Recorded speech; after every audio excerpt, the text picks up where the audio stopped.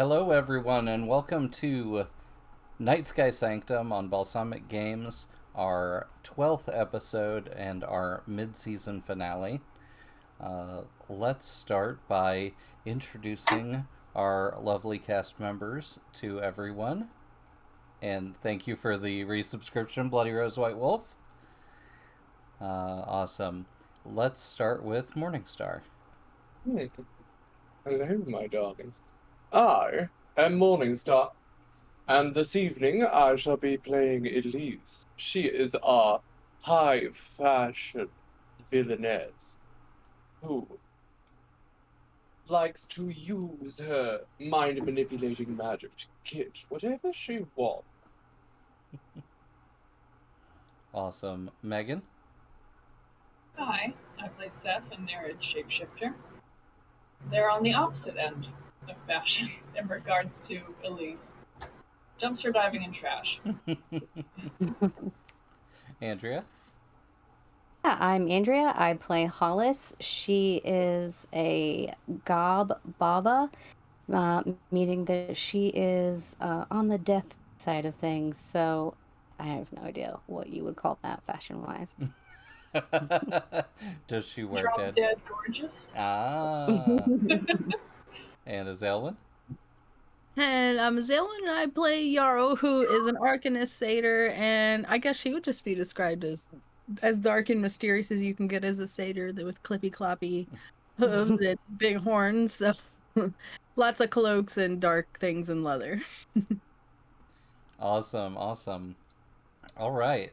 So to pick up almost entirely right where we left off, you all had just said goodbye to Satima, who you met, the animist, who joined your covenstead on your last undertaking, and you still had a powerful lich in your presence.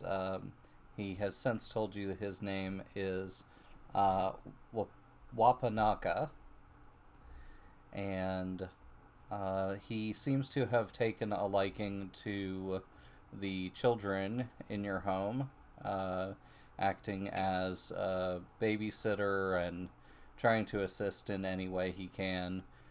He's showing off recipes from, according to him, a little over 300 years ago was the last time he had the chance to cook.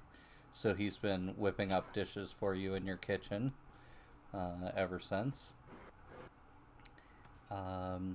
However, the witch who busted free of Hollis's broom has also now bust free of the crystal ball that she was trapped in, and she disappeared somewhere into the covenstead and has not been found.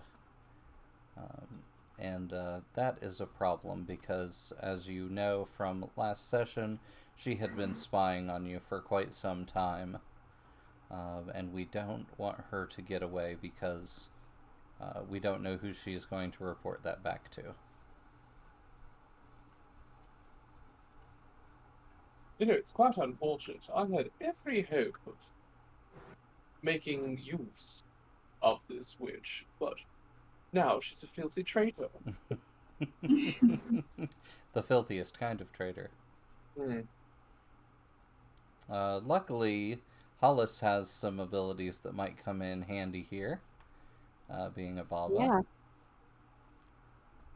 So I guess it would be my grimoire sense that is lets me know basically where people are in my domain, and since this covenstead is my domain, I might be able to find her even though she is in a spirit format.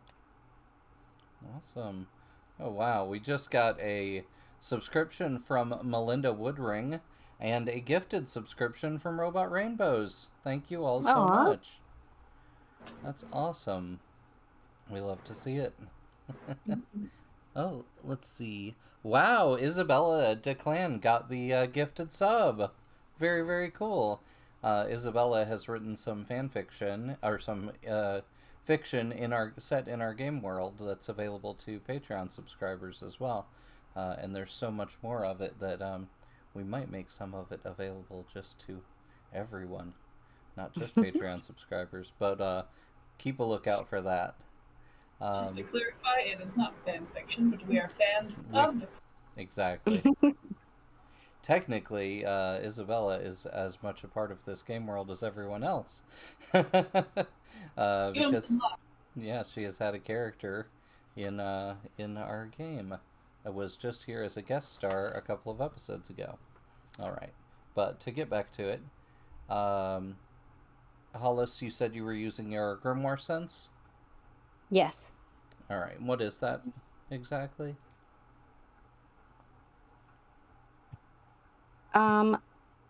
It lets me know if underworld spirits or residents is anywhere nearby, and it also what's occurring in my domain. Okay, awesome. In that case, you can sense that there is some activity back in Yarrow's workshop, even though Yarrow is in the same room with you right now. Okay. Well, I will let everybody know that I think this witch is hiding out in Yarrow's workshop. And you all have a telepathic connection to one another, so it definitely comes through loud and clear. Well, that's no good. I don't like anybody messing with my things, so. Okay. Getting their haunted ooze all over things. Mm-hmm. Okay. I'm going to say going in there is going to be risky. But Hollis, you can sense that the cloak that Yarrow has been wearing a decent amount is rummaging around the room, and who knows what it's getting up to. So how do you all want to handle this? That cloak was part of the stuff we got from her, correct? Mm-hmm. Yeah, it was one of Bridget's 3 items that you got from the Museum of Modern Artifacts. Okay. So the cloak. Mm-hmm. Let's go get it. Cloak, a broom, and there was a third item. A hat. A hat. And a necklace. But, yeah. Okay. Okay. We took it all! Let's go get this cloak. Yeah. So how do you want to go about it?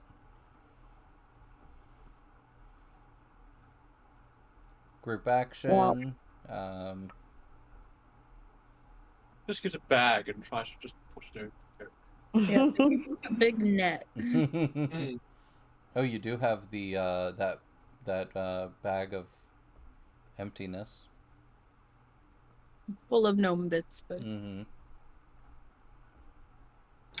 Yarrow, do you want to be in charge of the action and try something like that, or? Yeah, we can maybe like try to spring a trap on the. On the Okay. Okay. Anybody assisting, or? Yeah. So what does that look like? Since I kind of know where everything is, where this the cloak is, Yeah. I'm able to give them more of a idea of where it's headed, where it's gonna be, and how quickly it's moving. Yeah, that makes sense by your telepathic connection and everything, and your grimoire sense. Okay. So for 1 willpower, that will give Yarrow an extra die. Sure thing. That's going to be a risky spring. Ooh. And let's see. Would I be able to use my 1 essence for alacrity to just move it to a controlled position instead? Yeah, absolutely. Okay. Maybe I was like, now this cloak, we bonded pretty closely. I might know what it'll do. It's got some strength to it. Yeah. Like, we'll get it in this bag, all right? Join the. Well, like, oh no, there's a gnome bit at the bottom I need. Could you get it for me, please? All right, and then that would be so +1 die on top of my spring, so 3. All right, partial success. Oh. Okay, so you can describe what happens. And so basically, it looks like I'm a crazy, like animal tamer going back and forth, like moving all like, hey, come here, come in this way, come in this way, and finally I know which way it's gonna go, and I do get it mostly in the bag, but it's definitely wiggling and it might get out. Okay. Yeah, as it's flying toward the bag, it looses a concoction at you that it had made in your workshop of various parts and chemicals that it had found around your workshop, and throws it at you. But I think that being blind, being just a cloak, it didn't have a very strong idea of what it was putting together, so I'm going to roll a fortune die and see how powerful the thing is, a 6 being best. If I would have known the cloak could have done that, it could have been helping me out, and Yep, okay, so it splashes you in the face with a concoction, and you are soaked, but otherwise unharmed, because it was simply some inert fluids. it just smells faintly of pine sol. Nice. All right. And so we have the cloak in the bag now. you have the cloak in the bag. Your Covenstead is once again safe. I assumed if any of our clothes were ever going to come to life and wreak havoc, that it was going to be one of mine. I would have thought Hollis for some reason. And an My argument. clothes are haunted. Yeah, and an argument could probably be made for Seth. The smell alone could animate some of her clothes. All right. So I have a binding circle. Say that again? So I have binding circle. Can I go ahead and make a circle around this bag so that if it does get out, then it can't leave the circle? Yeah, I think so. That makes perfect sense to me. Where do you want to do that at? Probably not in the workshop. Okay. Maybe in one of our cells. Okay. All right. Going to imprison a cloak. Yeah. I'm going to get to that section. General powers. Here we go. Binding circle. Okay, it looks like it's just one essence. And yeah, I think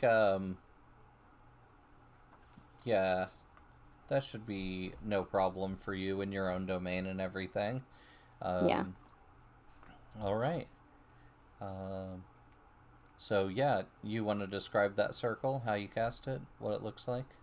Yeah, so what Hollis would probably do is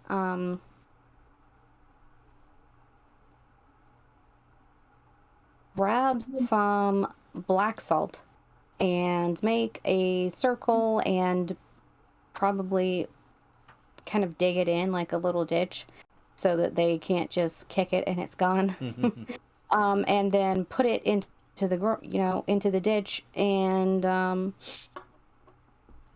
squat down and put her hands on the ground and speak in the god language and ignite the circle. Nice. Yeah, it starts glowing with a like black light. And Yarrow, you're able to dump the cloak out of the bag into the circle. And it is indeed trapped. It sort of bounces off the invisible walls and tries its best to blow the circle out, but it's of no use. It seems to be completely trapped. Throw some water and detergent in there, and we've got a spin site.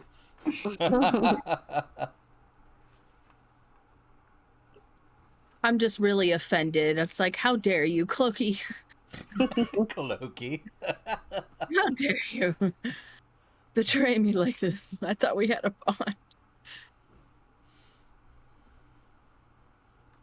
Yarrow was just super dramatic about it. Mm-hmm. I wonder if the spirit that you bonded with is a separate one from the witch, and that she just happens to be possessing it. If we Yeah. could separate them out.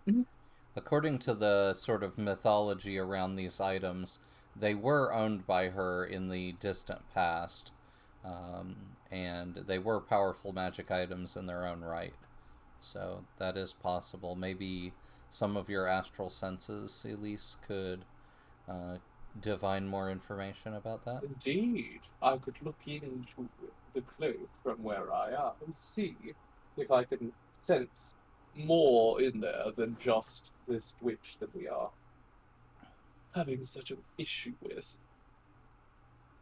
Yeah. Let's see. I think with your grimoire sense, it should be no difficulty for you to be able to spot with quite a good amount of certainty that there are two astral intelligences that are sort of have sort of split control over the item. One may be in more charge than the other, but that could flip-flop if possibly the right command words were spoken to activate the magic item, or any number of other manipulations. I knew you wouldn't do this to us, Clokey. Your friendship with Clokey is safe. Clokey, like C. Loki. Yeah, Clokey. Yeah, maybe. It's a trickster. It could be. Yeah, it could be an old remnant.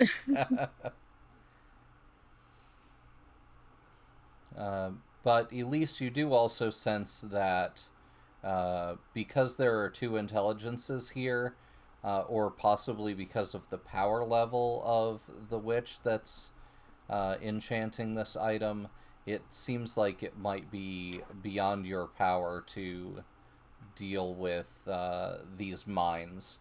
Because usually you're used to dealing with, even when you deal with a witch's mind, it's usually in a witch's body. This mind is completely disconnected from any kind of physical body. Remains a wholly astral entity. Yeah. Well then, perhaps we shall deal with this on its level.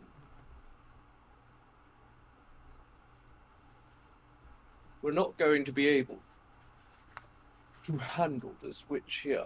We're going to leave the cloak locked up in there forever. It's not going to be very good. And eventually it might break free, in which case one of us gets strangled, undoubtedly. That might get chilly. Yeah, that's like So the best and worst case scenario.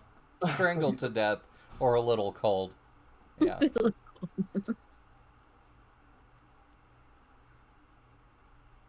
So since there are two spirits here, still be a functional item if there were only one, but we would have to deal with the rogue agent. Either way, we need to unentangle them and get Bridget out of the cloak. We might be able to do it on the astral plane, where these spirits take a more corporeal form and are thus a little bit easier to interact with directly. Of course, easy is a relative word. It's not going to be fun or safe. Yeah, that's true. It might help you disentangle the two of them to have them, like you said, more corporeal. Interesting. Yeah, let's do it. I want my cloaky back. Yeah, I was like, I no just want to be able to hesitation. switch. We need one of those old timey Batman transitions, like to the basement. Yeah. All right. Yarrow's wearing now just like a patched up old cloak that she had, and it's like it's not the same. I'm just grumbling the whole time.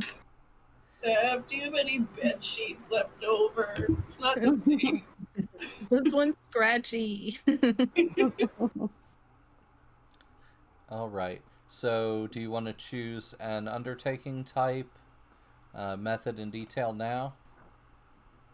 Sure. And we can go ahead and start this as an official undertaking. Oh, Um, undertaking. do any of you still have downtime actions from last time? I can't remember if we actually used them. I think I did. I think I trained a couple of things. I think you're As right. did I. You train. I don't think I used mine. I was going to use them for something for an artifact, and then I forgot what artifact. Gotcha. I was thinking possibly Quinn could assist you in trying to locate a lesser ritual that you could use, because you do need to gain access to the astral through the portal, and usually you'll need a lesser ritual for that. I know Hollis has already learned one in the past to redirect your portal to the underworld, and our guest was able to redirect the portal to the shadow world, and Jack was able to direct it to the to Arcadia as well. So do we just start a board on the wall and start putting X's for each realm we've been through? It's like bingo. Astral give us a bingo.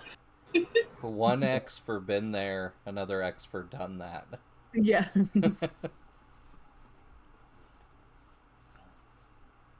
I went to the astral, and all I got was this lousy T-shirt. In fairness, we have already all been. Yeah. Although, wasn't much of a sightseeing journey. Yeah, no, it was a escape with your lives journey. That was one of the very first uses of wild magic back in the early days of our Nightsky Sanctum. It's one of the first successful uses of wild magic. Oh yeah, we had all those times where everybody kept turning into fish parts. Oh. Mm-hmm. And now we just reserve that for Seth. Yeah.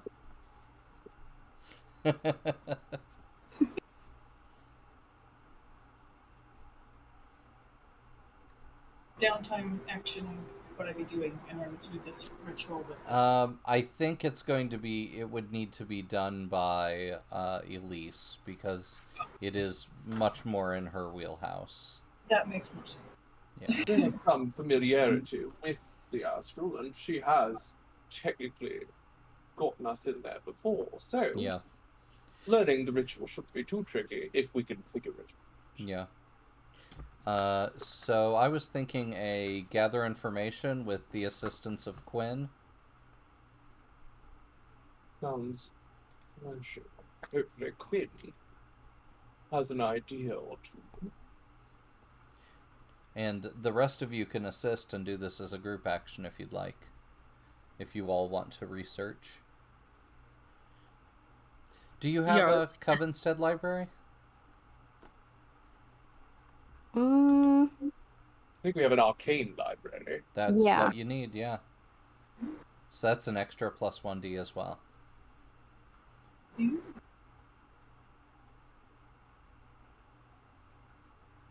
Well, what we probably a study, I assume. That sounds good to me. Are you gonna We're lead? using the library. Yeah. Yes, if I need it, but I can lead it as a, organizer, so use my mental master planner abilities, rather, in order to coordinate us so that we're all studying the right books. Awesome, sounds great. And we just got a Hand of Fate for an additional little bonus there. I'll tell you all about what you got while you're looking through your arcane library as well. Okay, so that's going to be +1 die for everyone, but +2 dice for Morningstar's attempt. +2 dice.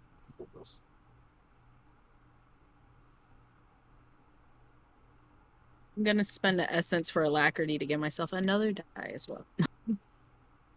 You're just like running through the library, grabbing all the I books. speed I'm reading. speed reading. I'm using it to move my eyes like as fast as possible. Nice. What's the command for gather information again? Is it a fortune? It's just an action roll, actually. Ooh. Which I needed every bit of those die. Hollis got 2 1s. Yeah. Oh, Ooh. Azelwyn and, Seth and Yarrow got partial successes. And wow, a complete success from Elise. Well, At with least 5 like- die would be hard to fail. Okay. So the overall idea is that you got a complete success. Hollis's inability to reach the top shelf to get to the really good books was everybody kept having to get up from what they were doing and go reach the top shelf for her. But eventually, everything, all the hard work paid off, and just cost at least 1 extra willpower.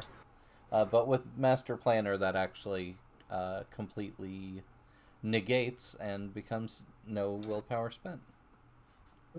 I'm gonna have to get a step ladder. Yeah. Step.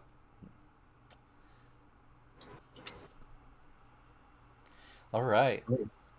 So, while you are going through the books, you not only find a lesser ritual that you can learn that will allow you to access the astral bodily, but you also find a page that has been ripped out from one book and placed into another of the books on astral concepts and places, and you find a place of power called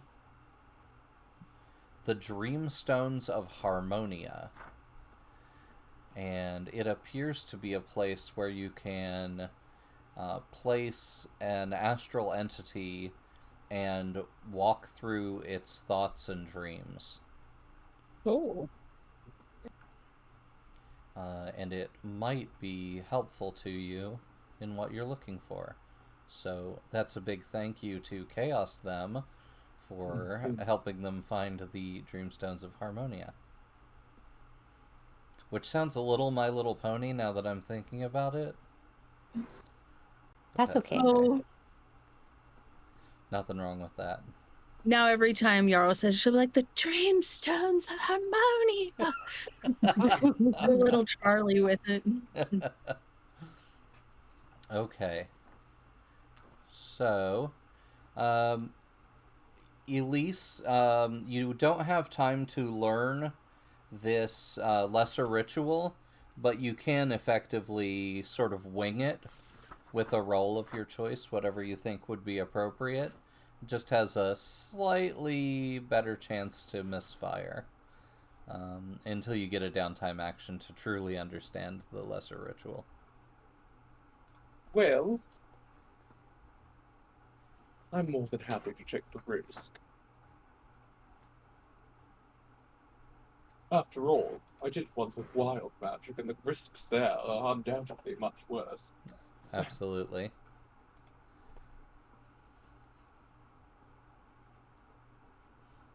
If I'm going to wing it, perhaps I wing it with a little bit of finesse. Ooh, I like that. All right, do you want to describe what you're thinking there for how that looks, and go ahead and Well, make that roll?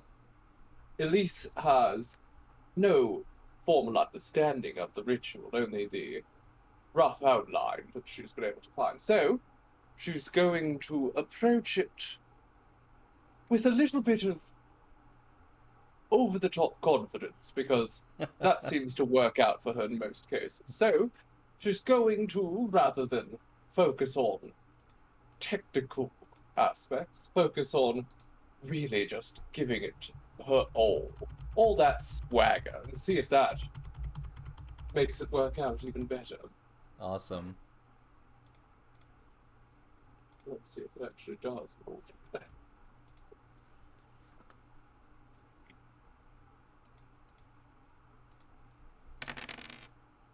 Okay, that's a complete success. The portal reacts. Basil wins again. The portal reacts as well as you could have hoped, and opens right up to what looks like a beautiful, sunny, and cloudy domain that hopefully puts you pretty close to these supposed dreamstones. You know what? I'm gonna take that as the engagement roll as well, because I think it's appropriate. So you will be starting with your first obstacle at controlled.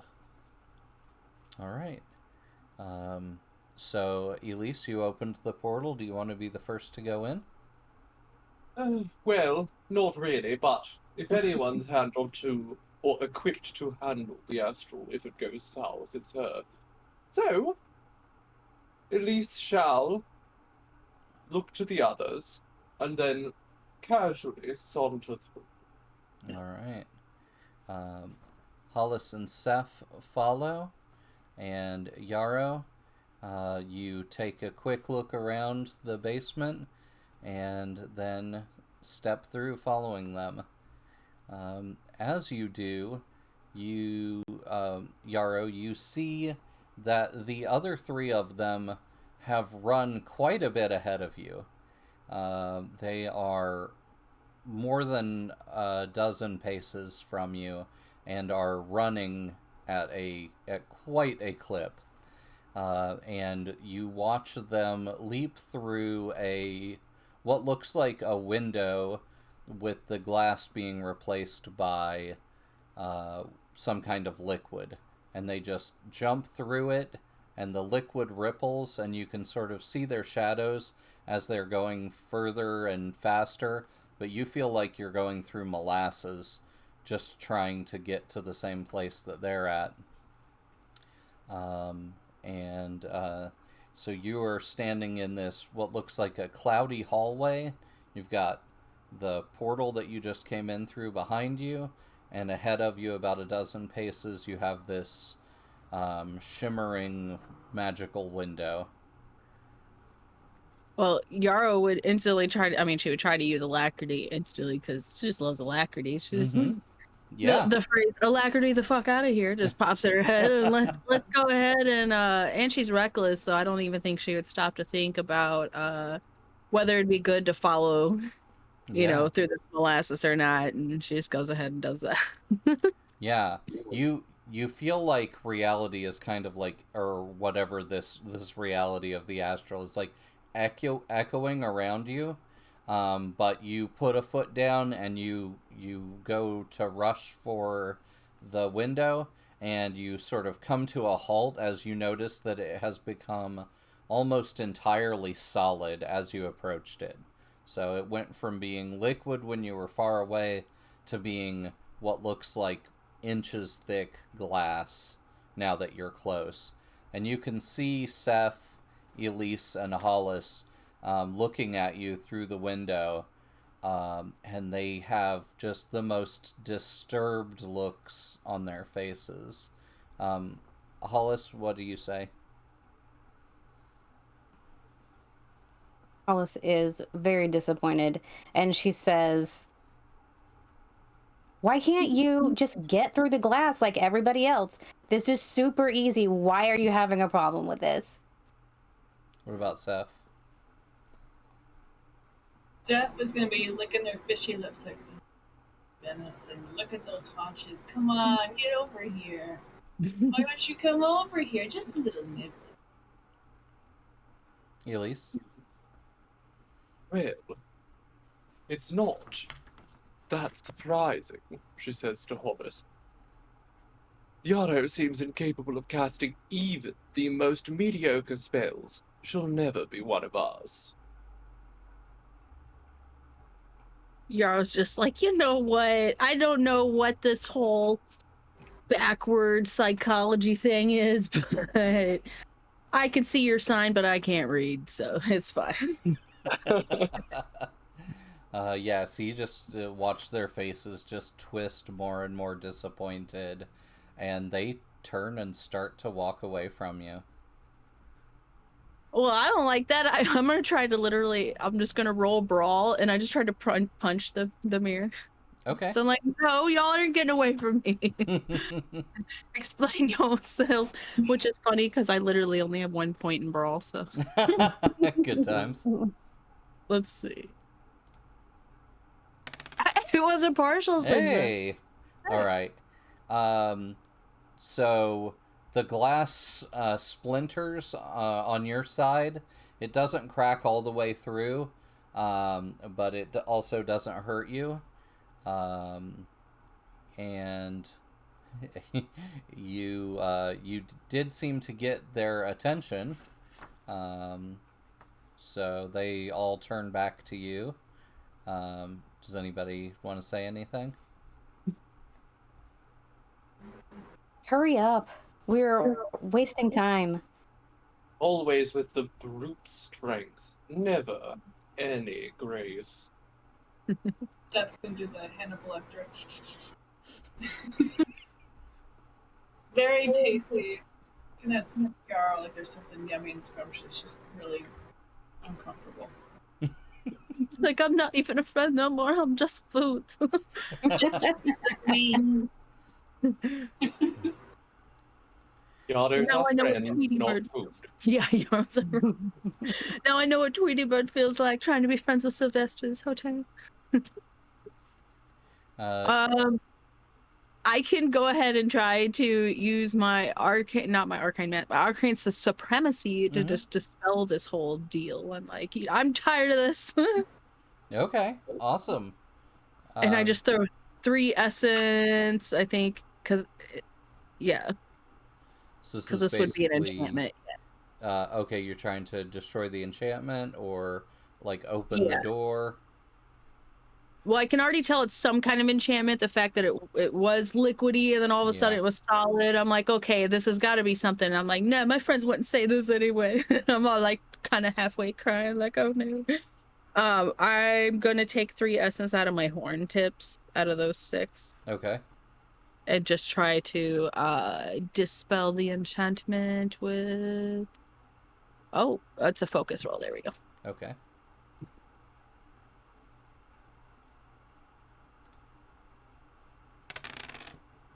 Partially. That's a partial success. All right. Your spell seems to work its way into the cracks that you've already made, and deepens, and then finally the glass turns back into water and starts to ripple again. And when you look through the rippling water-like effect on the glass, you see that all 3 of them are almost at the extent of your vision. They're so far away. Well, again, I'm pretty reckless. I'm just going to see if I can dive headfirst into it. All right. You force your way in, and you run right into the back of Seth. You just step through the portal, and you're immediately, you move so quickly, you just kind of bump right into Seth's back. I'm using my makeshift kind of raggedy cloak to cover up my haunches. Like, oh, hi, Seth. I thought you were a little further ahead. Wrap it around you like a flannel and tie it in the front.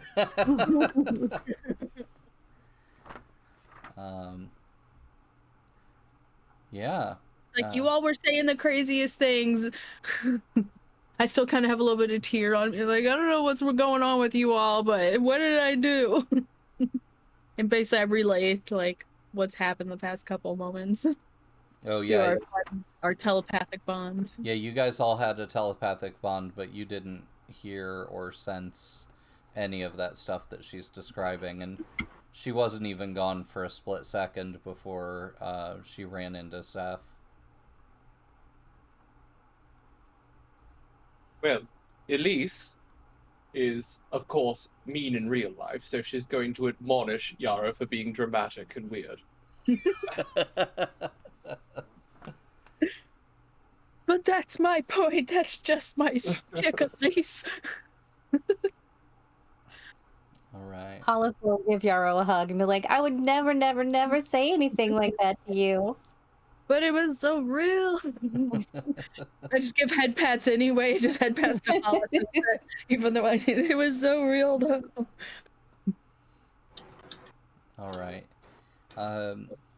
You can see that you are effectively, you are all standing on what feels like a platform, and yet when you look down doesn't exist. You can see the world below you in the extreme distance, and you can see sort of the corona of space extending in all directions in front of you and to the sides. You're basically standing at where the atmosphere meets outer space, and looking around for the Dreamstones. Well, dang it. I really don't like that cameras don't work for us. Yeah. We need a picture. You It wouldn't work here anyhow, darling. do the silver plate photography, the A mechanical, daguerreotype. yeah, the mechanical chemical ones. We'll sit here for an hour like this. And if you need something, Yarrow will just use alacrity to go get it and come back without messing up the picture. Get some champagne. Yeah. So, Elise knows that once you're in the astral, two places are connected simply by the thought of them. So, normally, if you were going somewhere astrally, you would just think of the place and then arrive there, assuming there were no problems. But because you have some effective noobs with you, it might be safer to try a different approach, or maybe a group action to get to your destination. Or We gotta else do some group Yara things. will get lost again.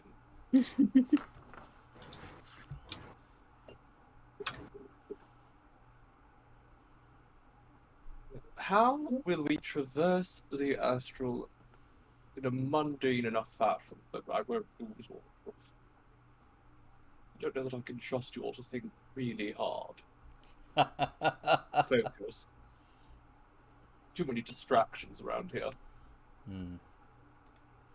Yeah, you can see spirits, mostly made of colorful lights that are sort of floating through the outer edge of the corona of space. And yeah, they are very interesting looking and distracting for sure. And potentially deadly. Indeed.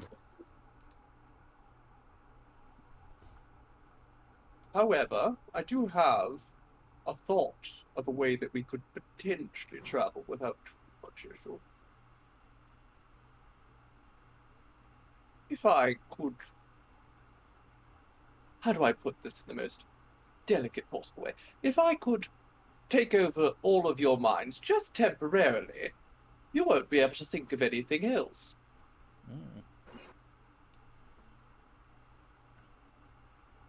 That makes sense to me. I was like, are you sure you want to go in there? You think I'm weird on the outside? I don't really, but I could put an astral spirit in there, potentially.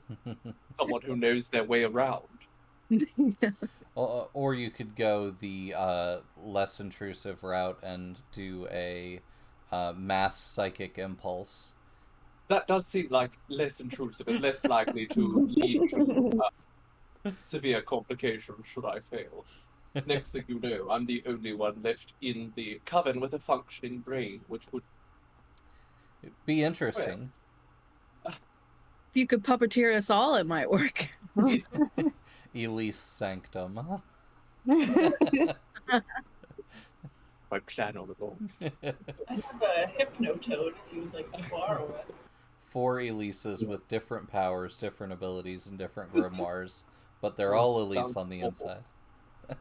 It's a special one-off. We're all Elise. Oops, all Elises. That would be The hellish. darkest timeline. I actually love to do darkest timeline stories in our games. So yeah, that might be interesting. All right. So how do you want to go about that?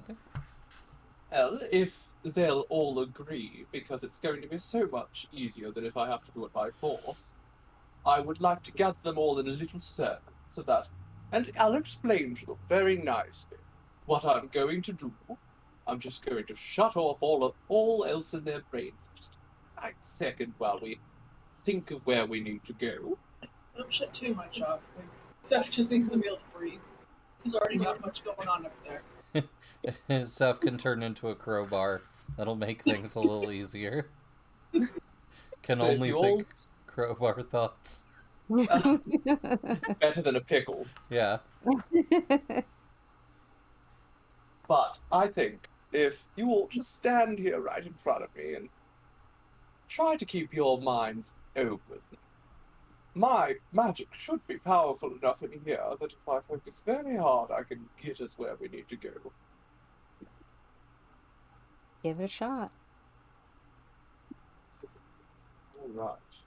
So that I don't use something force much. That's an action plus 1e. What do we think an action would be suitable for if I'm doing a mass impulse? I think focus would probably make a lot of sense. Great. And It does make sense to me, especially as I am trying to focus quite hard for 4 people. I'm trying to have enough focus for 4 people. yeah. And I think 3 essence should be enough to do it. All right. 3 essence. And I'm going to spend a bit of willpower so I don't mess it up too badly, because the Okay. last thing I want is to lose Yarrow again. Alright, I'm gonna say we're still in controlled. I feel like if anyone's going to get lost, it's Yarrow. Yarrow will come back as a bumbling idiot. Like he won't even be able to understand her the rest of the session. Alright, what do we have? We have a complete success there. Woo! Alright, so what does that look like? It looks like the smoke somehow still has a form in the astral, winds its way into the nostrils of all 3 as they stand before Elise, and the camera rotates around them and they're in an entirely different location. Nice. Yeah, you are standing on a lump of grass that's about 8 meters across. There is an altar in the center of the circle of grass, and there are 4 pillars that are that extend about 4 feet above the ground, and there are little footprints in the top of the 4 pillars. And of course, the altar looks like it is for the victim. I mean, subject. Lucky participant. Yes.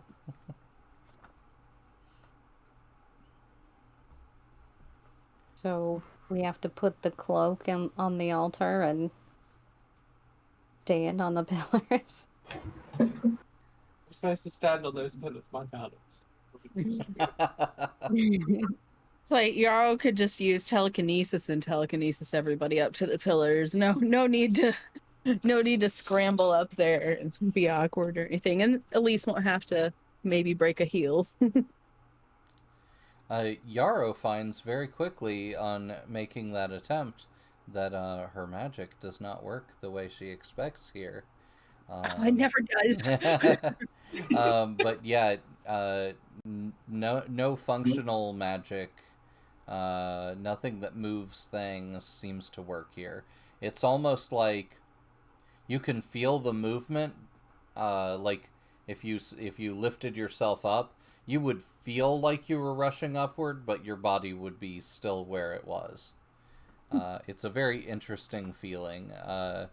Things move by thought rather than by force. It's an interesting place to exist.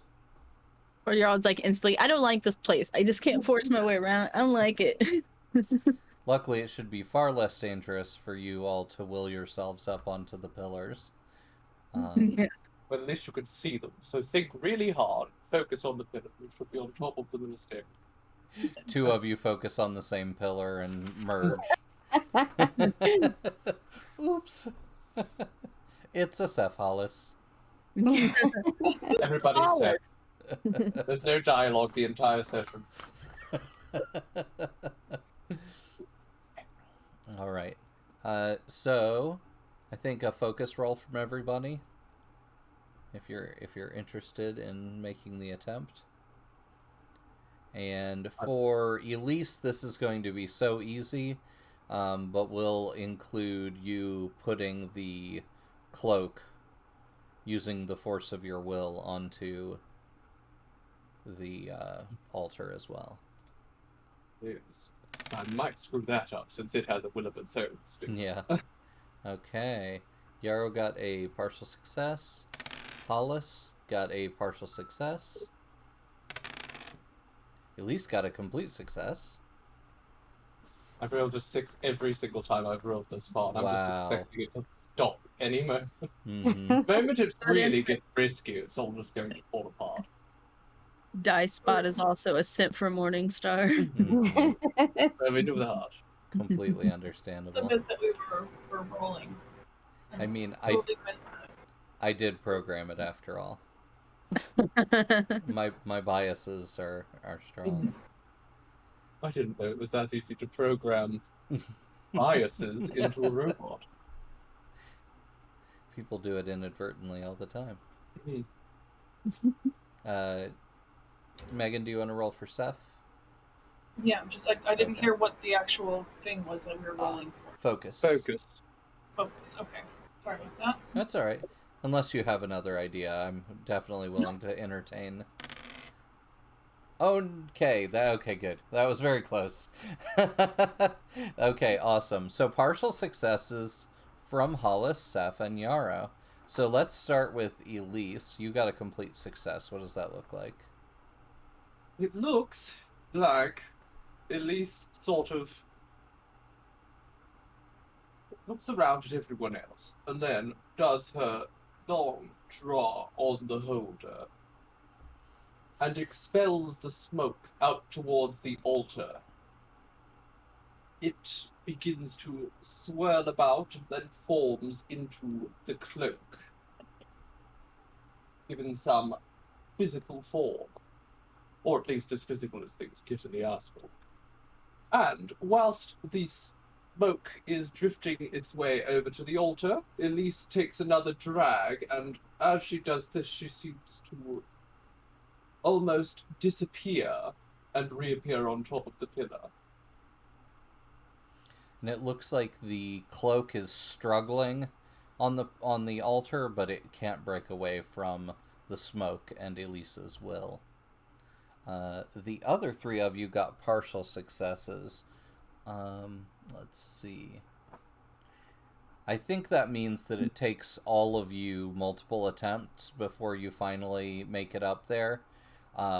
You vanish and reappear in different locations until eventually you are all atop the pillars, but the three of you are mentally exhausted by that point from willing yourselves around the astral plane. Elise is visibly impatient. Time doesn't even work the same here, and you're still wasting mine. Okay. So, according to the information that you got about the Dreamstones of Harmonia, this will take another lesser ritual that will need to be winged, as it were.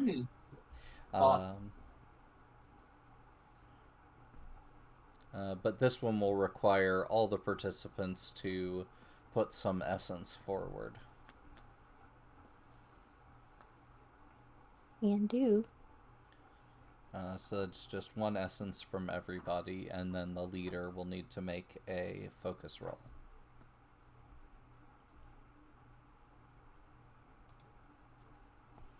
Assume since we're still in the astral, I'm still leading things. It is probably wise. Girl's like, no, I don't I'll know do if it. they I'll all do have the focus right now. It's like girl's got her hand up in class, but it's like that kid who keeps trying to lead the stuff, and they're like, no, we're ignoring it. Do you want to use any of your charms to give yourself a bonus point of focus? Yes, actually, Lise does have her specialty cigarettes, which specifically grant focus. Awesome. So she would smoke one of those, which, I mean, given what makes them specialty, I imagine would be a very interesting experience on the astral plane. Indeed.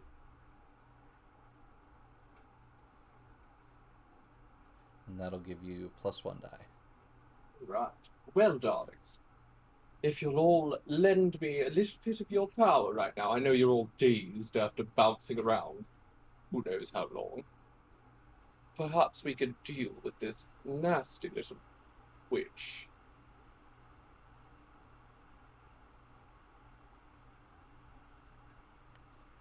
Awesome. Okay. Looks like we have a partial success there. Let me double check. Which is 'cause I basically a failure see for a me. cocked die. Okay. Yep. Okay.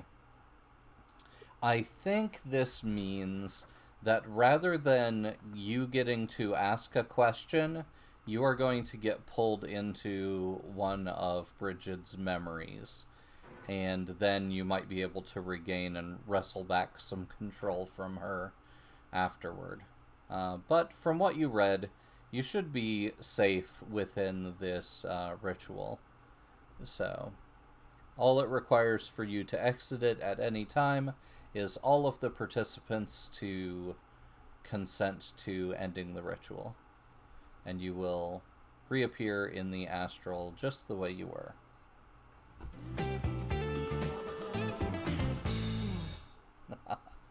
Awesome.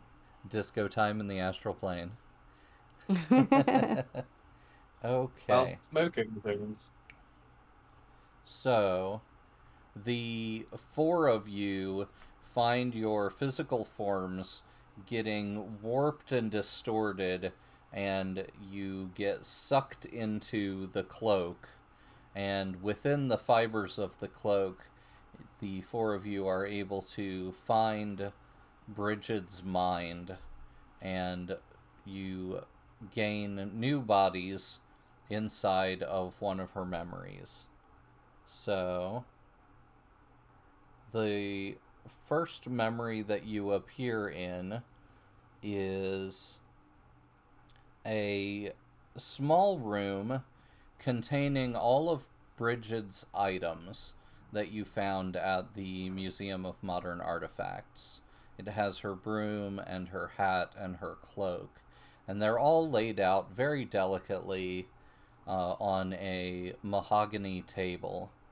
And there's a woman sitting across the table from them that none of you recognize. She has dark hair and a very stern face. She is concentrating very, very hard on some kind of magic, definitely focusing. And you find that you're able to walk around the scene, and you don't appear to be affecting anything, but you can, like, look more closely at things and use your grimoire senses and things like that. But as she finishes her meditation, you see that she starts retching. She has her hand over her mouth and is definitely trying not to make the sound too loud. This is a small room, and you're not sure how well sound travels wherever it is you're at. You can tell by some elements of things in the room that you are in the modern time, the current year being 2022. You can see things that allude to the fact that this occurred very recently. You watch as a bluish light works its way up the woman's esophagus, and when she finally coughs for the last time, 3 chunks of this floating bluish light material descend across the 3 items. It looks like possibly a soul broken into 3 parts, and the 3 pieces enter the 3 items. Calm down, Voldy. We don't need any of that here. She reaches out and puts her hand over the 3 items, and you can sense her telepathically communicating. And you can hear, because you're in Bridget's memories right now, you can hear what she's saying telepathically. She says, "You must continue your work. You must spy on the interlopers at South Brother Island." She then finishes her spell, and the blue lights disappear into the items. And then she coughs again and says, "You may come in." And the door to her office opens, and you see a face that you recognize, Tina, step in through the door and begin to hurriedly pick up the 3 items. She bows and says, "Gabriella Thornhart, I appreciate this donation to the museum in the as much as any other. Thank you so much." But Gabriella holds up her hand, and Tina's eyes go completely blank. And Gabriella says, "With these words, your memory of this meeting will be erased. Take these to the museum and place them in the display." And she then proceeds to ward Tina's mind of this interaction. And Tina simply picks up the items, turns, and leaves. And because you're following Bridget, as soon as the door shuts behind her, you can no longer see this person anymore. Alright. Tina really is a magical individual. Even beyond the grave, she's still insufferable. Alright. So, now you find yourself kind of, you're outside of any sort of major memories. You can kind of see the timeline of Bridget's life laid out in front of you. And it seems like this is definitely one of the most recent memories. The only one slightly more recent is when you talked to a member of the Keeper of the Old Ways on your island recently. And you were all there for that. And nothing, at a cursory glance, nothing appears different about that that you're looking ahead to.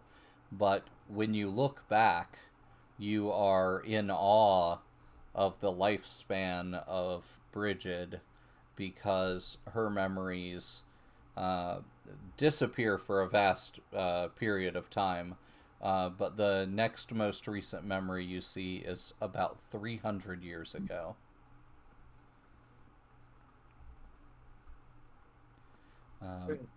Well, I Bridget, think we how did you have to have a manage? look at it. Yeah, how does like Bridget manage to live this long? Apparently, by Clean being living and exercise. a astral spirit um, who was able to be conjured as others pleased. Okay. You find yourself traveling back almost 300 years to the day to the year 1722.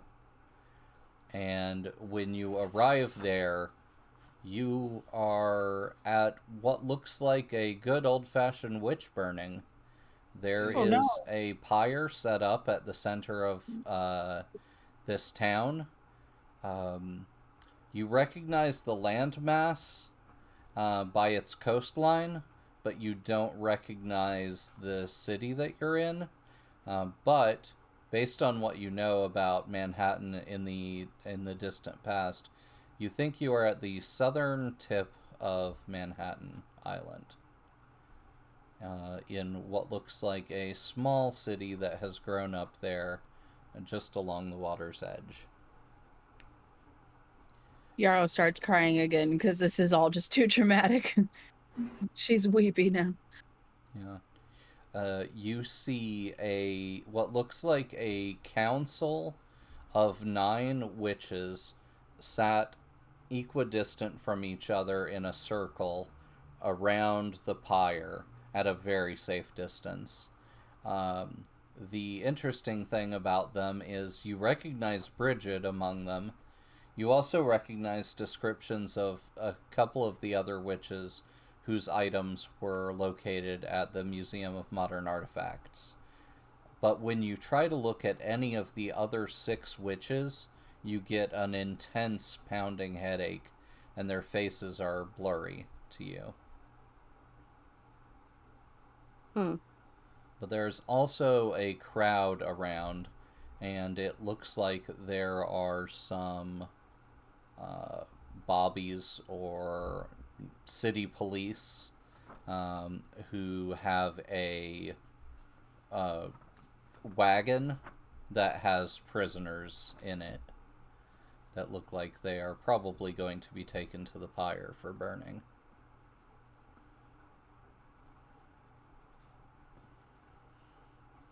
Well, this was a dark memory.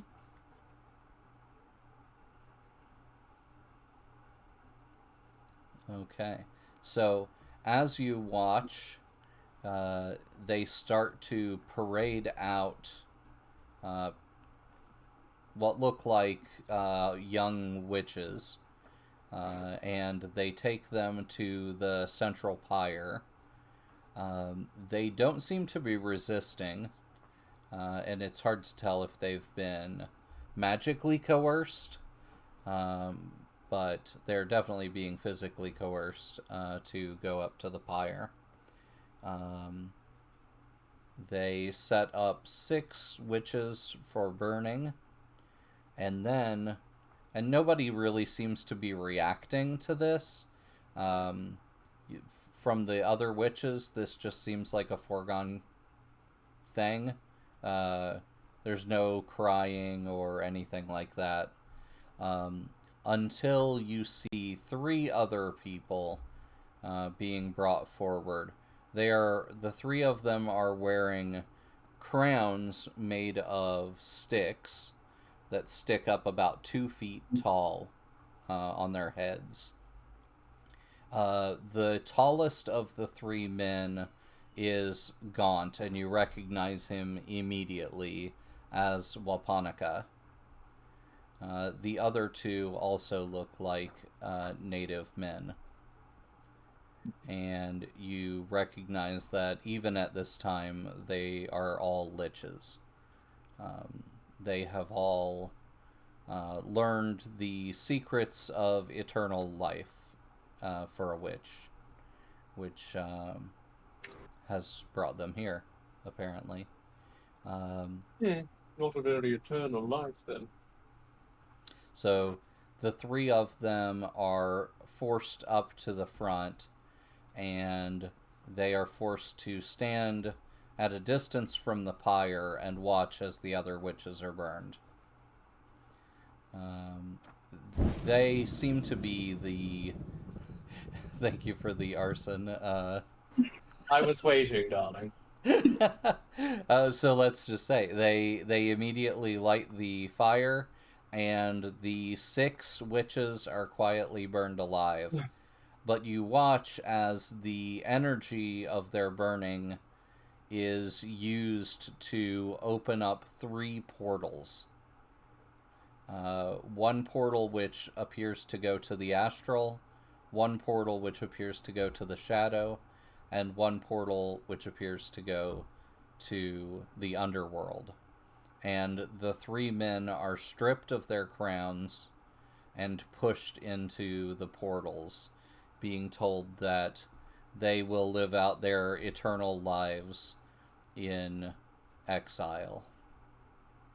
And that this is the way that it has been decided that witches will live, and living forever is no longer an option.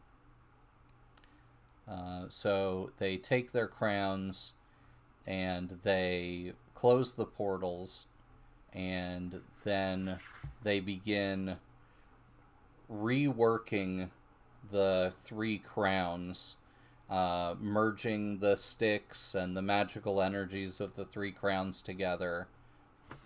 And you hear one of them, who you're not able to see her face, but she says, "Bring in Kalok." And you see a gorgeous young blonde-haired man who looks a bit like he's in over his head, stumble forward toward the fire, and they finish merging the 3 crowns into a staff, and they magic the staff over to Kalok, and you see him reach out and grab the staff, and then everything goes white, and you find yourself outside of the timeline again. So now you know Morningstar's first name. Not Sovereign. Sovereign Morningstar's first name. I'm just seeing the chats and just also feels.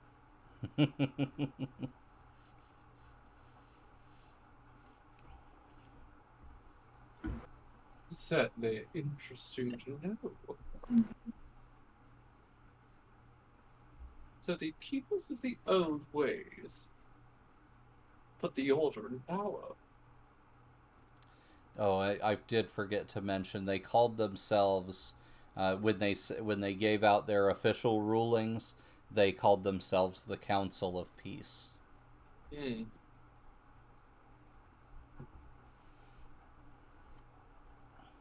Makes a bit more sense. And to think I was going to give this witch another chance.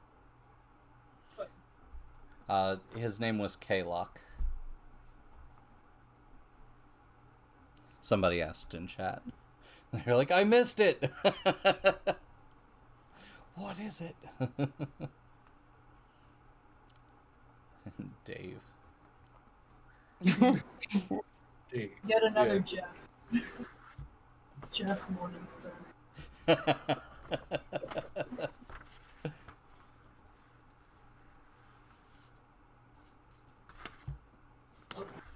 Yeah, that certainly didn't work out as anticipated.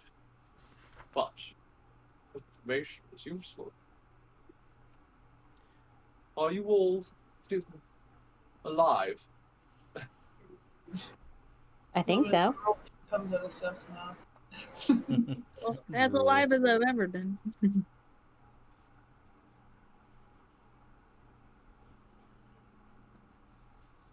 Is there anything else you want to try to get out of her memories?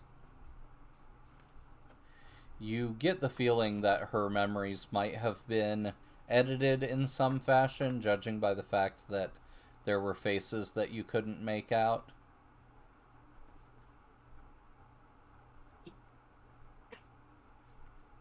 Was there any way we can unedit these memories? Possibly. I would say, judging from the fact that just looking at them gave you a pounding headache, it would be definitely be dire. What is the word? It would definitely be desperate action to try to get any deeper into that. You might face, you might trigger spells or things of that nature. Yeah, that sounds like fun.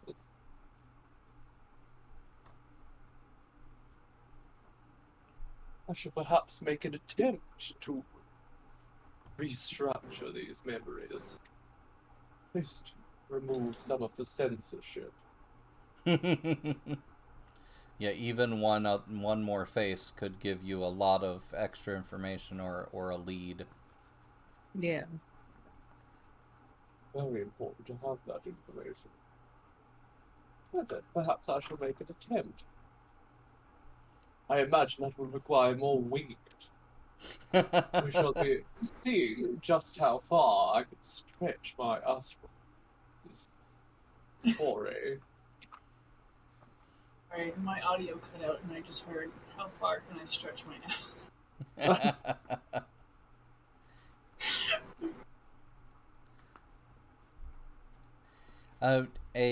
Because you are in the middle of a ritual, it's entirely possible that you could benefit from making use of everyone else's focus, because you are able to basically take their will and add it to your own. We're all sharing some ritual, aren't we? Yeah. If they can maintain that focus, I know they're all quite worn out, then perhaps we can shine a bit of light. Do you darlings think you can maintain that focus for me? I guess we'll find out. Do what I can to make sure that their minds stay intact. Okay. So was that like a group action or more like a assist? I would say a group action. So group focus? Yeah. And anybody can use, fey bargains or willpower or anything of that nature to enhance their rolls. I'm gonna use some willpower. Okay. It's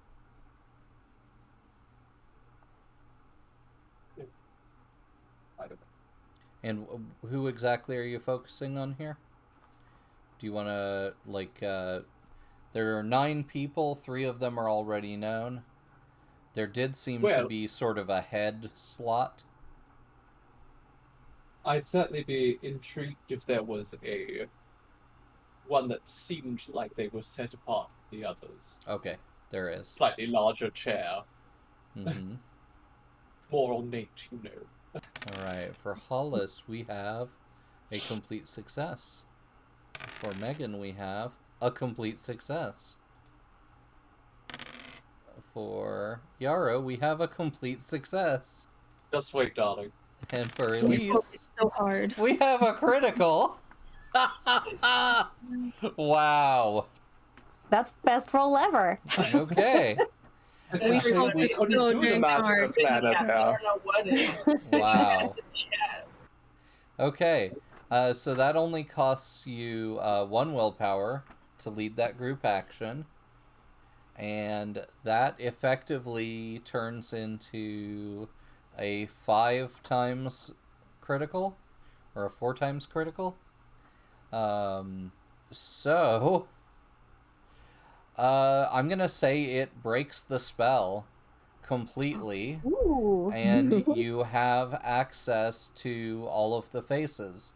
The only one that you recognize immediately is that um, Gabriella Thornhart, who cast that spell on Bridget and placed Bridget's soul into those items, is also here. Hmm. So, despite what they said about witches not being allowed to live forever, they have done just the opposite. Always the way with authoritarians, isn't it? The rules apply to everyone but themselves.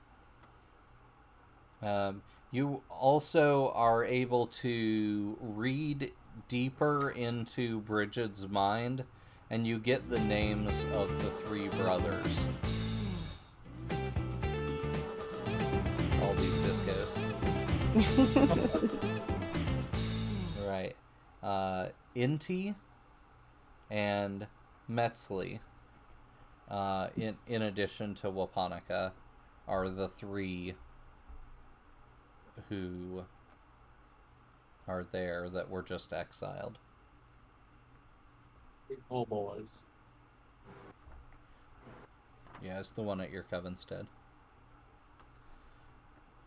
All right. That's useful information. Yep. You're not able to tie Gabriella down to any particular faction. She may be working alone. It's impossible to tell based on the information you have. But you'll know her if you see her for sure. Then I do hope we'll see her. Right. So she knows who we are. Yeah, apparently very well. Anything else you want to do here inside the ritual before you end it? Inside the ritual. I can't think of anything. Do any of you darlings want me to try to rip something else out of her mind temporarily? Well, I suppose we can't actually take it away. We could just see it. Yeah. You think you just want to see it? Well, what's the mummy guy's name? And see if she knows anything about him. Which one? Into the name. I can't find it in my book. Malcor. Malcor. We already expelled Malcor out of the mummy. Yeah, but he's floating around. There's bits and pieces of him. There's still. Airborne.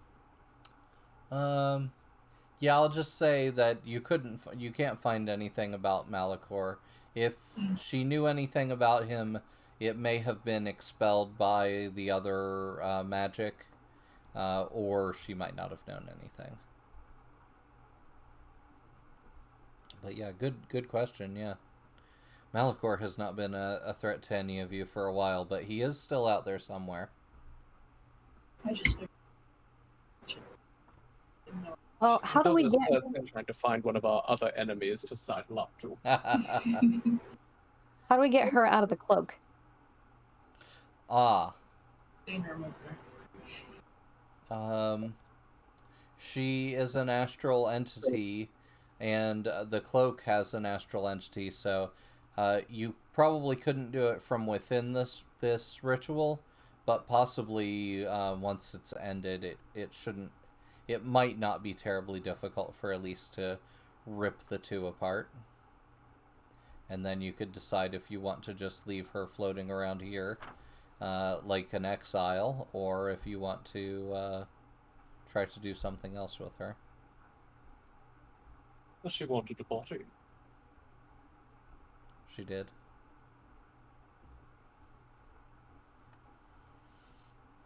Of course, it's not clear now whether she actually wanted that or it was just an excuse to get her to stay around all of you. Sounds like an excuse, but I think we can give her what she wants. Mm. A body that doesn't move and doesn't let her go anywhere. Could be one of those medical skeletons, just or we could still ask her questions. Oh, are you thinking of sure, Jack? Just piss both of them off. I could just put her soul into a paperweight and throw it into the ocean. Okay. So do you end the ritual and go back to the Dreamstones of Harmonia? I'm certainly up for ending the ritual. I'm not certain there's anything else worth gleaning here. I can't think of anything. All right. The four of you end up back on your pillars. The cloak is continuing to struggle on the altar, but the Dreamstones are still holding it in place for you.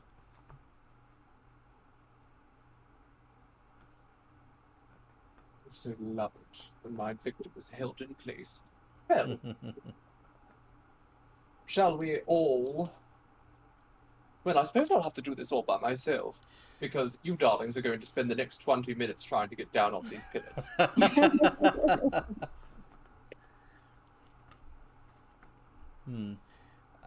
Yeah, it might actually require wild magic.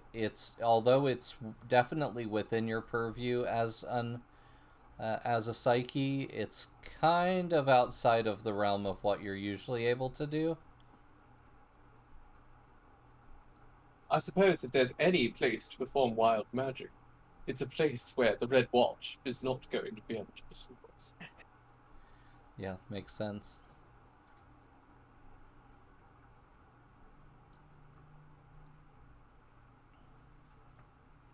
Long time since I've flexed my wild muscles. Wild muscles. But seriously, all of you darlings should get down off those pillars before we do anything else, because I don't think we can handle the mess of trying to deal with that and anything else. Well, I think if they try to go back to the portal, it's going to be just as difficult as getting off the getting off the pillars. So That's true. you could do it as part of your wild magic. Just sweep everybody up and. That is true, especially as I am going to want to be collecting the soul out of this cloak. I can sweep us all out once we're done, if we succeed. All right. So, perhaps I shall attempt to divide the souls present here. Yeah. Okay. So is that the effect you're going for?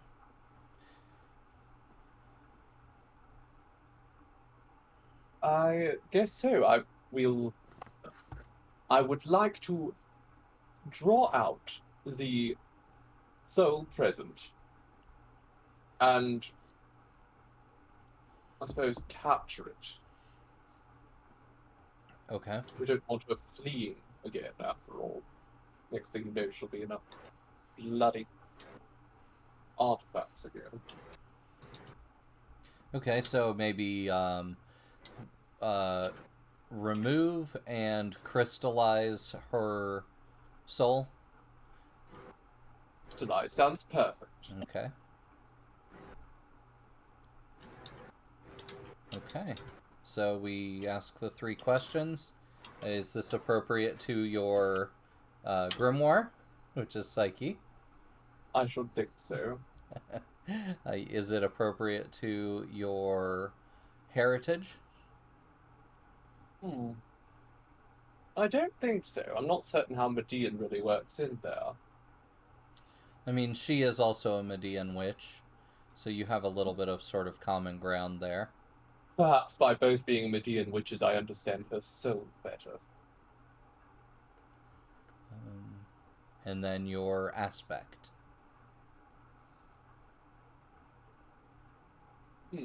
Well, the Empress's authority, is it not? For certain. I am attempting to enforce my authority over an astral spirit. Okay. Yeah, how do you guys think that sounds? 3 dice?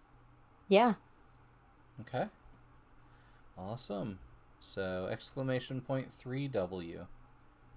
And The of really course, risky stuff now. yeah, This is where I suddenly don't get 6s anymore. Yeah, this is desperate and has wild magic consequences attached if it fails. I feel like this is going to be my first time suffering consequences. And we have... Oh no! I predicted it. Okay, so... I think what happens is... Okay, we have a Hand of Fate as well. Oh, Jesus! We have lots of Hands of Fate. Those are supposed to be separated by 30 minutes, but apparently Twitch is just like, whatever. Okay, so I think what immediately happens is a maelstrom of astral spirits senses this confluence of power that Elise is summoning up. And as the spirit of the in the cloak, that makes it a magic item, and the spirit of this witch are being separated, there's a lot of energy between them. It's kind of like splitting the atom, and any wrong move could potentially blow the whole thing.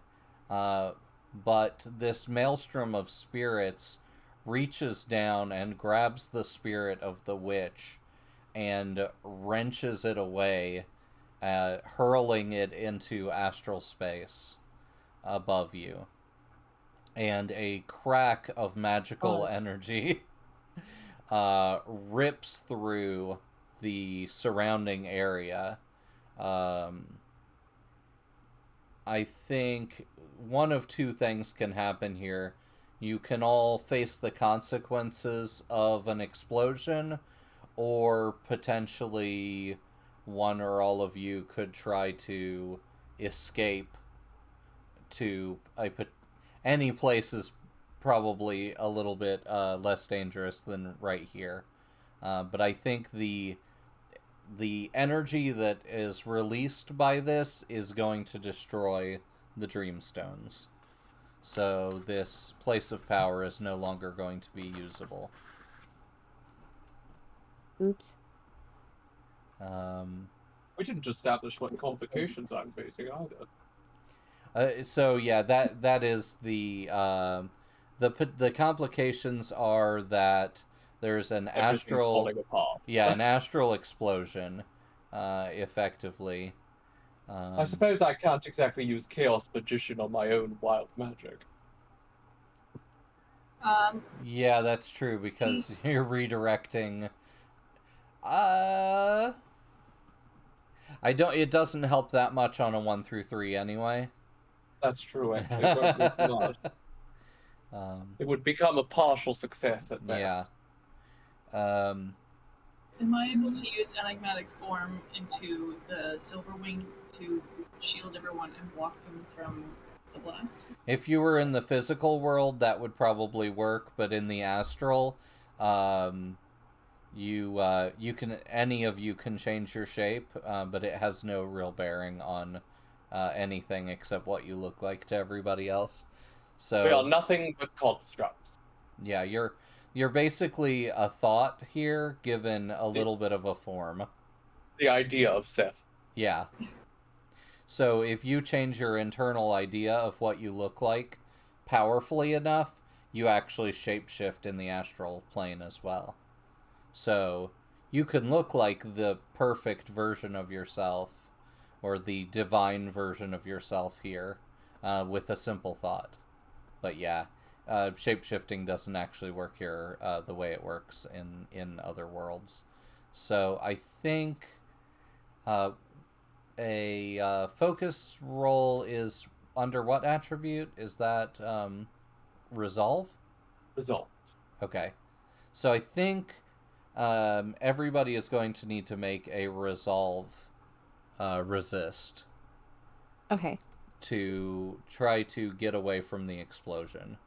I think this is the first time that I've made everyone have to take a resistance roll. A terrible failure.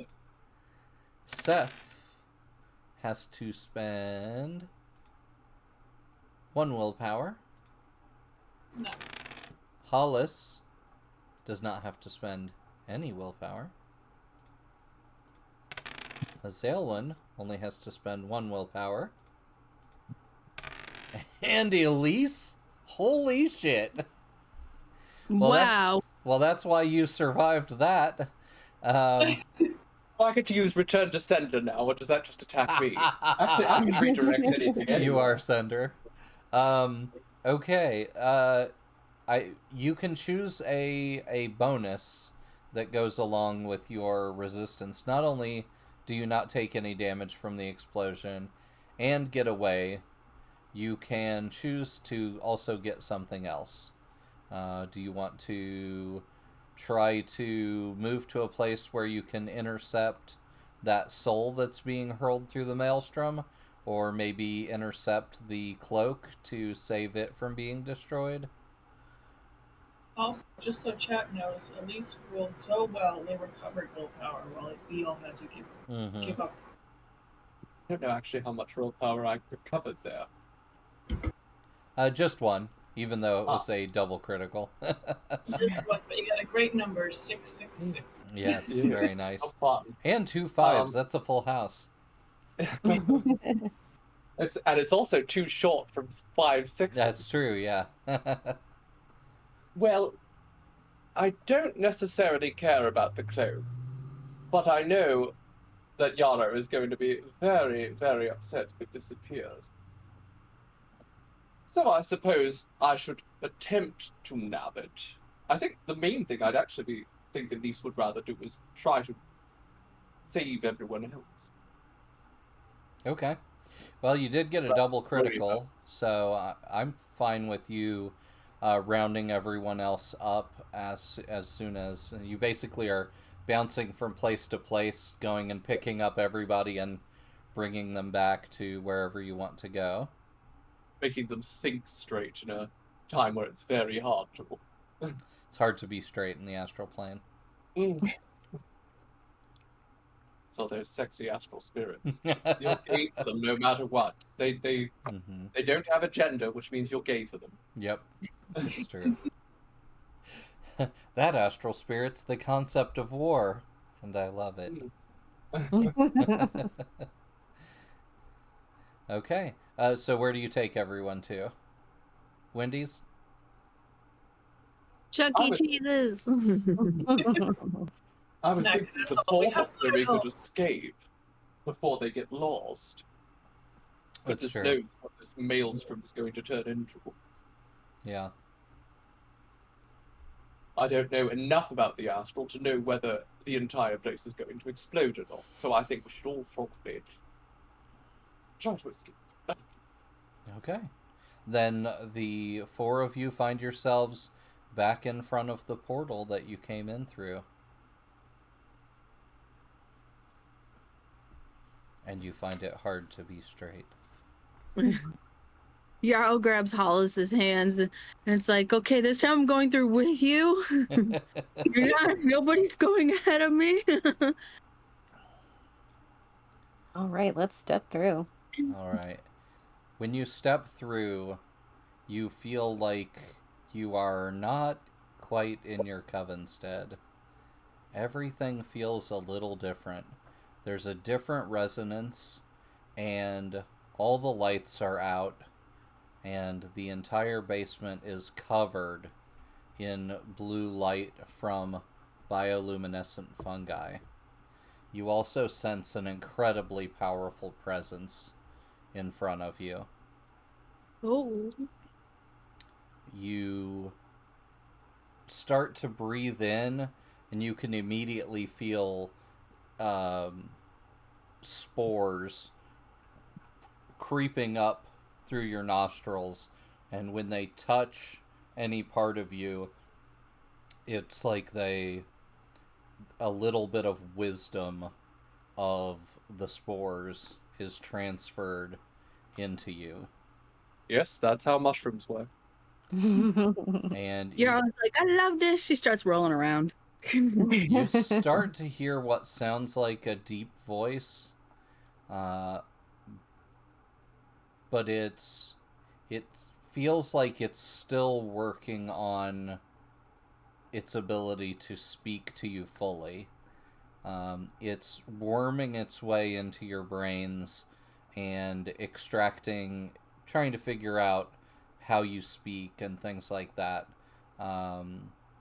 But the presence descends back into the earth, and the bioluminescence continues. But you feel that intense magical presence. You realize the last time you felt it was when you had Arcana here, when you had a patron spirit. Did somebody just volunteer to be our patron spirit? It is possible. Or something. You hear a child crying from Oh upstairs. god. When you turn the corner coming up of one of the staircases, one of the children comes running down into the arms of whoever is at the front of the group. Well, if it's Elise, she's not going to hug them. She's going to look very frustrated, even if they aren't hers, kind of. Okay. Don't touch me, our you kids filthy are little cortisols. grubby children. He's holding his face, and when he runs up to you, he reaches out and you can see there's blood running out of his nose and blood on his hand, and he reaches up for you and looks very scared. Ugh, they're filthy. What are you doing? Why are you covered in blood? Damn you, It's not child. yours. Filthy. You see Wapanaka come around the corner, and he looks extremely apologetic. And as you come up the stairs, you see that anything that you had that was living in your coven stead, aside from the mushrooms, flowers have wilted and died. And all of the children seem to be suffering various maladies, just from being simply babysat by a lich. Well, I mean, when Seth babysat them the first time, it was even worse. So That's true. I mean, you did a better job than I did. I killed a kid. Yeah. You did, with help, bring him back to life, though. He's very apologetic and says that it's been 300 years since he's been around other people, and when you all didn't react to his lichness, he thought the kids would be safe too, but he's apparently wrong. He's going to have to go back into exile. Apparently he can't be around anyone.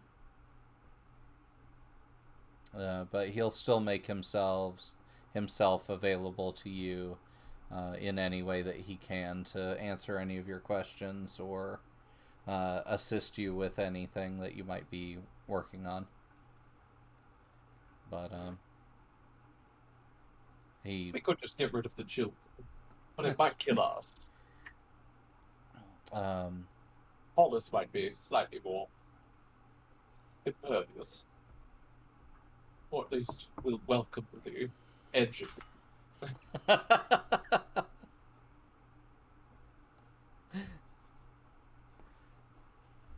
Okay. Let's take a quick break, and then we will come right back.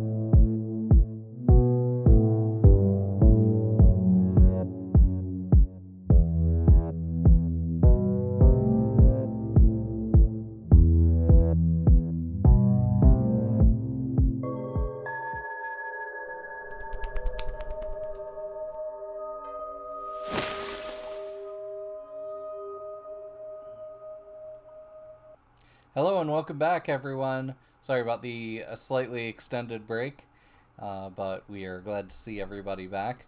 We missed you terribly.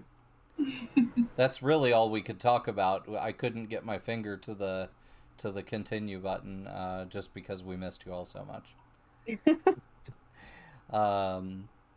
So, what kind of semi-long-term plans do your characters have for things they want to do during the sort of extended downtime over the next couple of weeks? Things they want to research or... I think Hollis... Sorry, go ahead. Oh, no, you go ahead, darling. I was thinking Hollis would probably want to see if she could find the other two brothers and maybe reunite them. So I'm like, if they have to be in exile because their ghoulness or whatever is killing people, then at least they could be together. Mm-hmm. Okay.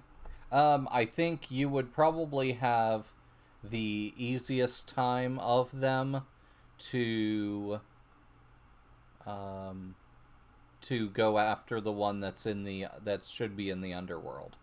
Yeah, that's what I was thinking. So, if you want to start a 8 clock of locate the Lich brother in the underworld, it wouldn't, that'll get you at least their location, if not actually being able to retrieve them. Okay.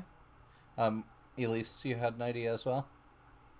Well, yes, we're not hiding very well anymore, and this place is really not suitable for us, so I was thinking perhaps that I could enslave a construction crew using a little bit of mind-altering magic and have them, well, revitalize this place, perhaps take a few design elements from that tower we were in the Shadow Realm. I think between the Lich and Yarrow's abilities and the fact that the pieces of that tower were never officially removed from the island, it's entirely possible that with magic, ingenuity, and time, it could be rebuilt on top of the island. Enslaving a workforce, obviously, would not slow things down. Tends to make things faster. Yeah. But yeah, I think that's if you want to lead that, I think that makes sense for a sort of leadership task. I mean, I certainly feel like Elise would be the most aesthetically domineering of them all when it comes to remodeling.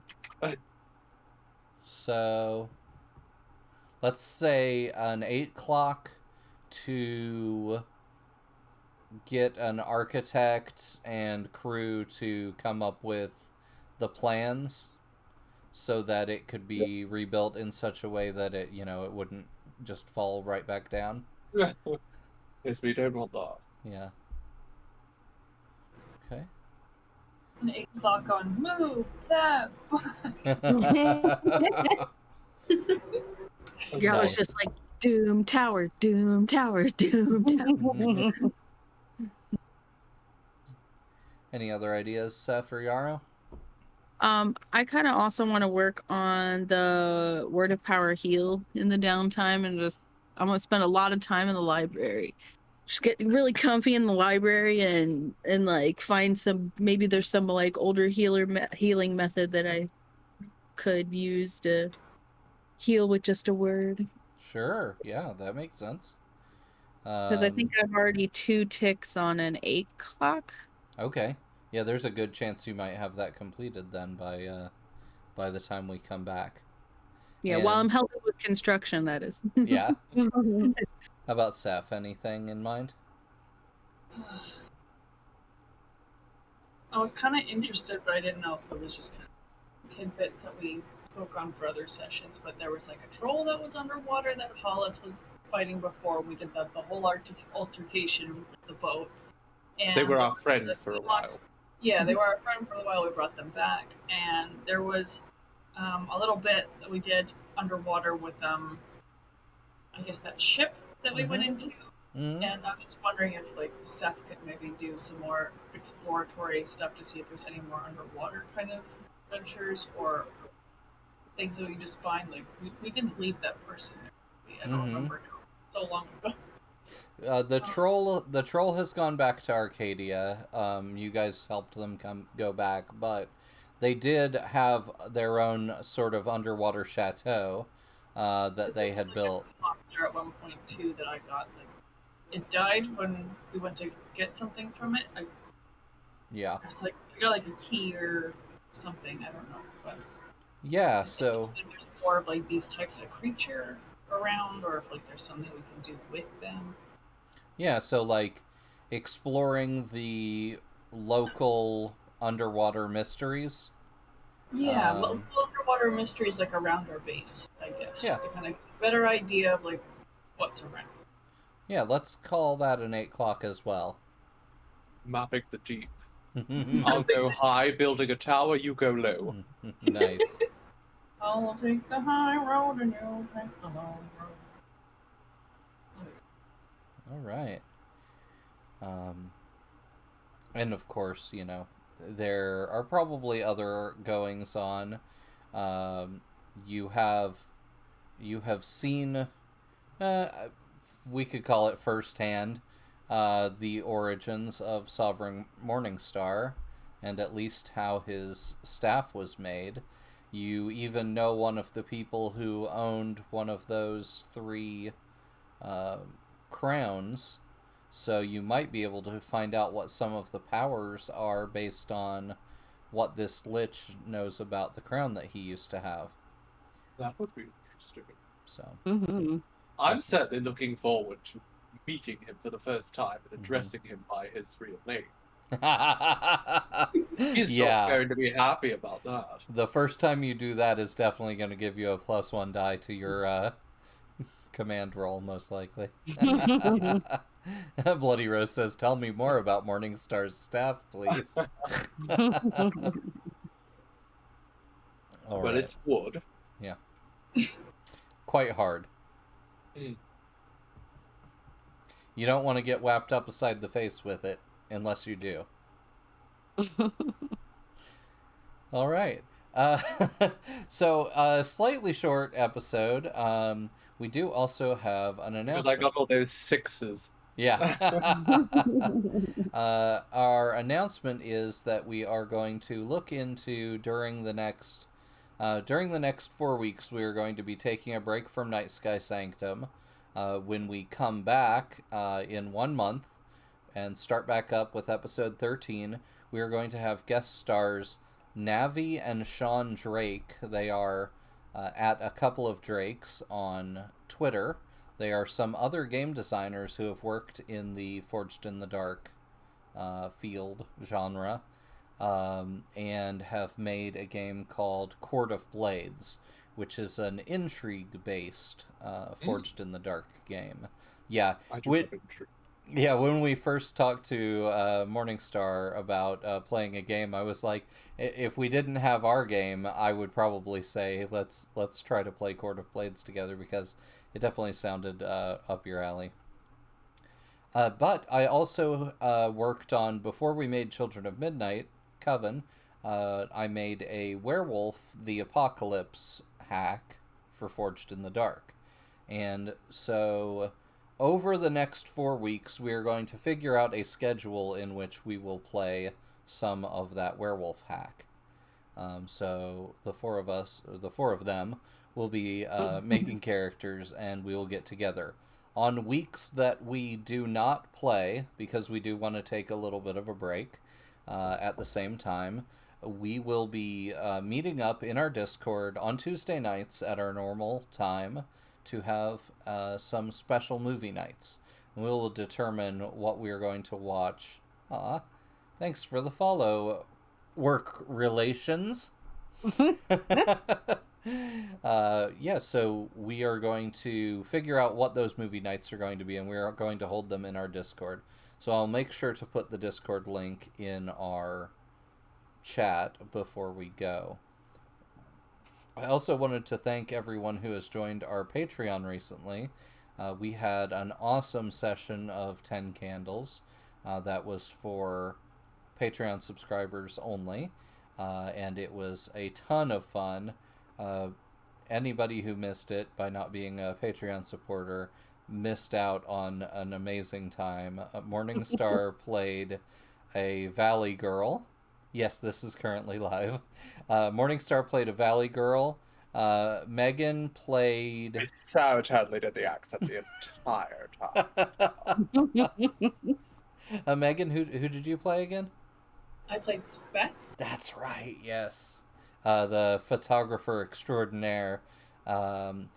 Andrea played a character who named Josie that was trying to get evidence of the supernatural, and Azalwin played a Yi MAGA type who didn't want to I hear hated him so much. didn't want to hear no liberal tears, and it was so much fun. Everybody was rooting for Azalwin's character to die. And because of the way 10 Candles works, he did die. Not a wish. Because everybody dies in 10 Candles. But yeah, anyway, it was so fun. And yeah, so we were planning on doing more things like that. We'll just do them in slightly smaller groups. Instead of, I think, 12 players we had last time. Yeah, that was a lot. Probably cut that in half. But yeah. Let's go around the room and let everybody know where they can find us on social media and such. We'll start with Morningstar. Ooh, an opportunity for me to bugger up my handles again. Hello, darlings. If you are looking to find more of my beautiful self, then you can do so on Twitter or Instagram at _Cytheria, or on Facebook as simply the Cytherian. And for those who haven't seen any of our work thus far, we post slightly stirring portraits. And you don't want to miss out on them. Mm-hmm. Our editor is just, oh, so sublime. Awesome. All right, Megan?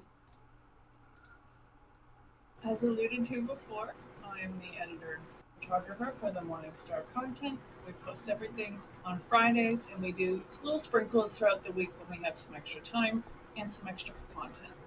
And the spoons. Page that I have been alluding to for weeks and weeks and weeks. There's content on it now. So if you want to go find that, it's going to be extra content, silly things from inside my noggin, as well as behind the scenes, and Hermes content, because people keep asking for Nice. it. You can find it on Instagram at Seafoam Workshop. There's not much up there right now, but I'm hoping to do posts every week. Stories, occasionally a couple days, but we'll see what happens. Yeah, and that information will also be in the credits at the end of the stream as well. All right. Andrea? Yeah, I'm Andrea. You can find me on Twitter at Andrea T. Moore. I think that's right? 42. 42. Yes. And you can find me on Instagram at Menagerie Nest. And I'm also here on Fridays playing Legend of Zelda. And that is super fun time. Yeah. Azalwin? Oh, if I can get that to unmute. Yeah, you can basically find me at Azalwin pretty much everywhere, except for on TikTok is at Goddess Azalwin. And pretty much you just follow me for like really fun and consistent chaotic creativeness. Just Awesome. love chaos. Yep. And I'm Gavin. I'm one half of the writing team at Balsamic Moon Games Collective. Andrea is the other half. And we make tabletop role-playing games like the one you've seen us play here tonight. And that's available for free at quickstart.childrenofmidnight.com. And Or $30. yeah, as some amazing person bought the free game for $30 today. So thank you very much for that if you are watching tonight. It is very appreciated, and itch.io does not tell us who did it, so we can't really thank you personally, but we thank you personally right now, because it's the best we can do. You know who you are. Yeah. And if you don't, you've got bigger problems. All right. But yeah, come check us out at our Patreon. The werewolf rules have just been released to our Patreon supporters, and we have character sheets and everything. It's 100% ready to play. You do have to know a little bit about Blades in the Dark, Forged in the Dark to get started, because I did not provide like the basic rules, but I provided everything you need to know for a hack, including all the little worm factions and stuff like that. Little worm factions. That makes them sound adorable. I'm sorry. They're really evil. They're not. They're very scary. Or like they're very sparingly endowed. Just a little worm. Let's talk about their staff. Right. Well, it has been lovely seeing you all. Come join us in our Discord. I will put a link in there as we go to credits. And we will see you again in Discord, and see you on Friday for Andrea Plays Legend of Zelda Breath of the Wild. Have a great night, everybody. $9.